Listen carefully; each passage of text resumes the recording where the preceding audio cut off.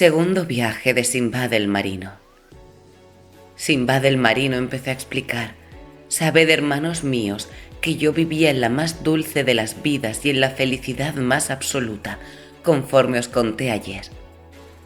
Sherezade se dio cuenta de que amanecía e interrumpió el hermoso relato. Cuando llegó la noche 543, refirió: «Me he enterado, rey del tiempo», de que Simbad prosiguió: «Pero cierto día se me ocurrió emprender un viaje por otras tierras, ya que en mi interior ansiaba volver a comerciar y a recorrer los países y las islas y hacer buenos negocios. Resuelto a hacerlo, saqué gran parte de mis riquezas y compré con ellas mercancías y objetos apropiados para el viaje. Las embalé y me dirigí a la orilla del río. Encontré un buen buque nuevo que tenía una hermosa vela de tela, numerosos tripulantes y aparejos. Mandé embarcar mis fardos y subí a bordo junto con una multitud de comerciantes.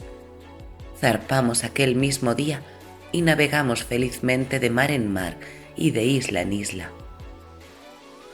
En todos los lugares en que anclábamos recibíamos a los comerciantes, a los magnates del reino, a los vendedores y a los compradores. Vendíamos, comprábamos y cambiábamos las mercancías. Así seguimos hasta que el hado nos condujo a una hermosa isla con multitud de árboles cargados de frutos maduros, flores olorosas, pájaros cantores y riachuelos cristalinos. Pero en ella no había casas ni hogares de fuego. El capitán ancló junto a la costa y los comerciantes y viajeros desembarcaron en la misma, contemplaron los árboles y los pájaros que en ella vivían y alabaron al Dios único y todopoderoso, admirados del poder del Rey omnipotente. Yo desembarqué al mismo tiempo que los demás, me senté al lado de una fuente de agua cristalina y, como llevaba algo de comer, me instalé en aquel lugar y me comí lo que Dios ensalzado sea me había deparado. El céfiro era muy agradable y el tiempo magnífico, por lo que me entró la pesadez del sueño. Me quedé dormido con aquella brisa tan placentera y aquellos penetrantes perfumes. Al levantarme no encontré a nadie. El buque había zarpado sin que nadie de los pasajeros o tripulantes se acordasen de mí. Me habían abandonado en la isla. Me volví a derecha e izquierda, pero no vi a nadie más. Me entró un terror profundo hasta el punto de que por poco me estalla el corazón de pena y tristeza. Me había quedado sin ninguna de las ventajas del mundo y no tenía que comer o beber. Además estaba solo.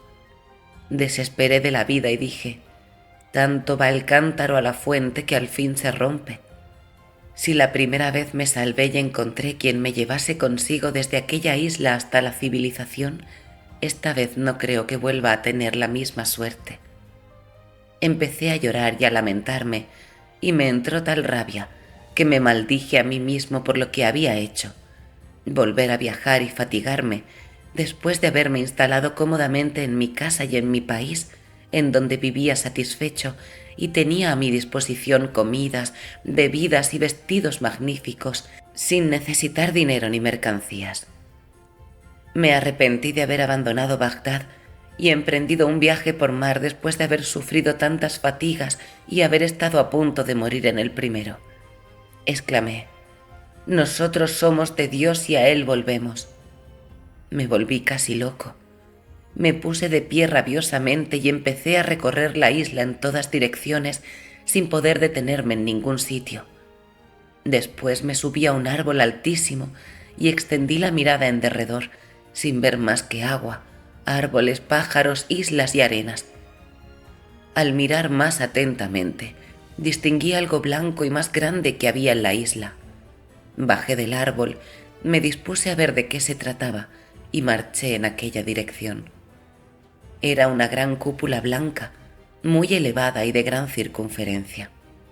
Me acerqué, di la vuelta en torno a ella y no encontré ninguna puerta ni tuve fuerza ni agilidad suficientes, dado lo lisa que era, para trepar por ella.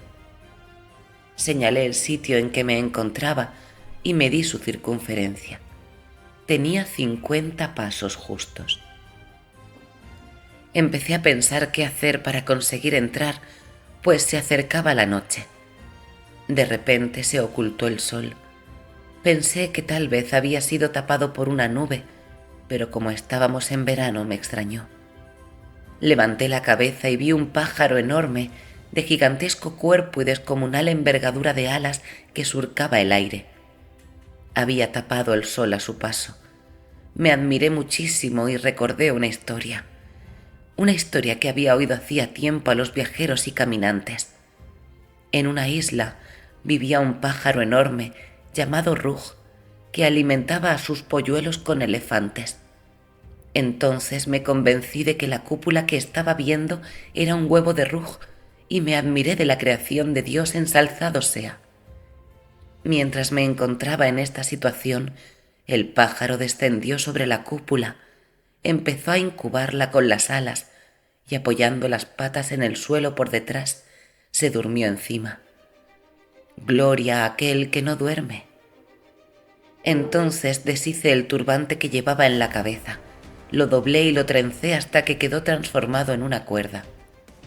Me ceñí la cintura con él y me até al pie de aquel pájaro lo más fuertemente que pude. Me dije, este tal vez me conduzca a los países habitados y civilizados.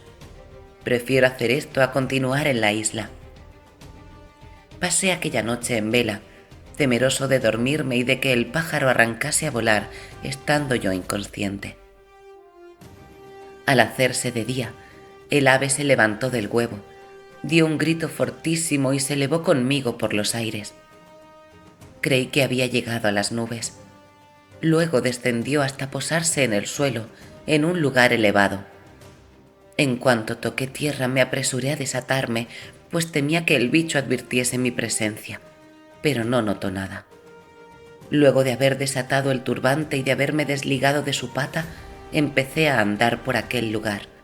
El Rug cogió algo entre sus garras y se echó a volar de nuevo. Me fijé en lo que llevaba. Era una serpiente enorme que transportaba en dirección al mar.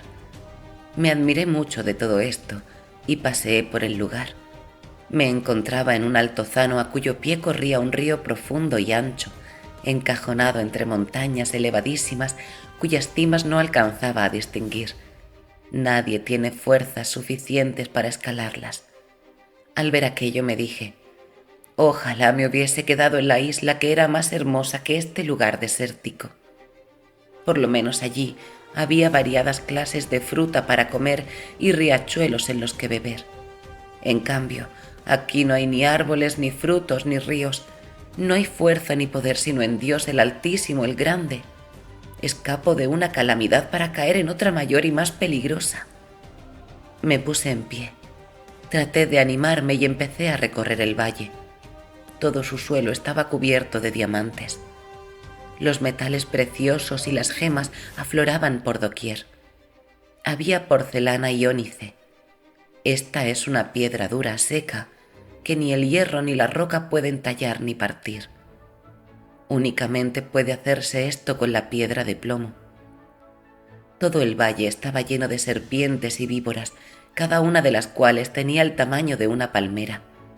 Eran tan enormes que podrían muy bien tragarse un elefante. Aparecían por la noche y se ocultaban durante el día, dado el temor que les infundían el pájaro Rug y las águilas que no sé por qué razón las cogen para despedazarlas. Me arrepentí de lo que había hecho mientras exclamaba, «Por Dios, he precipitado mi muerte». Se acercaba la noche y yo seguía recorriendo el valle en busca de un lugar en el que poder dormir, pues aquellas serpientes me causaban pánico. Me había olvidado de comer y de beber, preocupado solo de salvar mi vida. Distinguí cerca una cueva y me encaminé hacia ella. La boca era estrecha. Me metí, vi una gran piedra junto a la puerta, la empujé y cerré con ella la entrada. Me dije, al menos aquí estaré a seguro. Cuando se haga de día saldré y veré qué es lo que hace el destino. Me metí más hacia el interior de la cueva y vi que en el fondo había una enorme serpiente que dormía incubando sus huevos. Temblé de miedo. Los pelos se me erizaron y me entregué en manos del destino. Permanecí despierto casi toda la noche y al llegar la aurora removí la piedra que obstruía la entrada y salí de la cueva como si fuese un borracho. Iba mareado por el largo de la vela, por el hambre y por el miedo. Mientras me encontraba en este estado, cayó una res sacrificada delante de mí sin que viese a nadie. Me admiré mucho de ello y recordé una historia que había oído contar hacía mucho tiempo a comerciantes, viajeros y trotamundos. Decían que en los montes de los diamantes había grandes horrores y que nadie podía llegar hasta ellos, pero que los comerciantes que negociaban con estas piedras empleaban un truco para conseguirlas. Tomaban una res, la sacrificaban, la desollaban, cortaban la carne a pedazos y la echaban desde lo alto del monte al valle. La carne caía aún fresca y se adherían a ella algunas de estas piedras. Los comerciantes la dejaban hasta el mediodía, hora a la cual bajaban las águilas y los rug, cogían la carne entre sus garras y remontaban el vuelo con ella hasta la cima del monte. Entonces los comerciantes corrían hacia ellos, gritaban y los asustaban, y los animales dejaban la carne. Los hombres conseguían así las piedras que se habían adherido, y luego abandonaban la carne a los pájaros y a las fieras, llevándose las piedras a su país. Nadie podía conseguir los diamantes si no era por este medio. Al ver la res sacrificada, me acordé de este relato, me acerqué a ella, recogí muchas piedras preciosas, me las metí en los bolsillos y entre las ropas, en la cintura, turbante y en todos los huecos. Mientras hacía esto vi caer una gran res. Me até a ella con el turbante, me tendí de espaldas y me la coloqué encima del pecho. Me agarré a ella y la mantuve elevada. De pronto, un águila se abatió sobre la presa, la cogió entre sus garras y levantó el vuelo mientras yo seguía colgado de ella. Se posó en lo más alto del monte y ya iba a empezar a desgarrarla cuando se oyó un gran griterío y ruido de leños.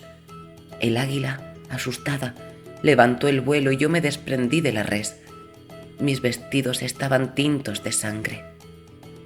Me quedé allí y pude ver cómo el comerciante que había asustado al águila se acercaba a la res. Al verme, fue presa del temor. Se acercó a la carne, la removió y no encontró nada. Lanzó un grito y exclamó: ¡qué desilusión! No hay fuerza ni poder sino en Dios. Refugiémonos en Dios frente a Satanás el lapidado. En su dolor daba palmadas y decía: ¡qué pérdida! ¿Qué significa esto? Me acerqué hacia él y me preguntó: ¿quién eres? ¿Cómo has venido hasta este lugar? No te asustes ni tengas miedo. Soy un hombre de bien, un comerciante, y mi historia es larga y prodigiosa. La manera como he llegado hasta aquí constituye un portentoso relato.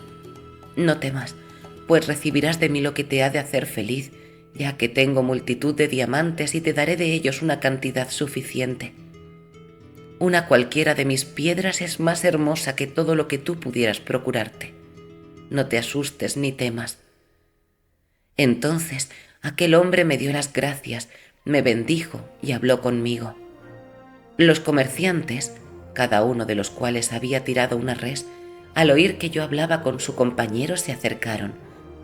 Al llegar junto a nosotros, nos saludaron, me felicitaron por haberme salvado y me llevaron con ellos. Yo les referí toda mi historia, lo mucho que había sufrido durante mi viaje, y les expliqué cómo había conseguido llegar hasta allí. Al dueño de la res de la cual me había colgado le di una buena parte de mis diamantes.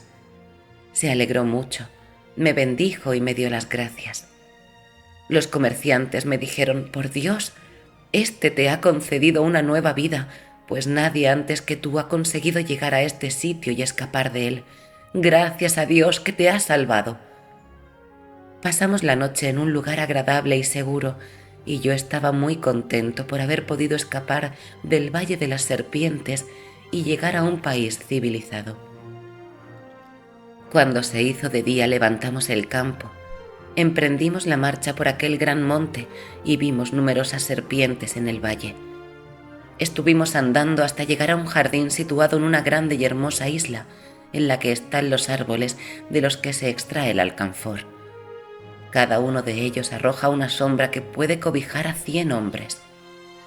Cuando se quiere obtener el alcanfor, se hace un agujero con un instrumento largo en la parte más alta y se recoge el agua de alcanfor que cae y que se espesa como la goma. Este líquido es la savia del árbol.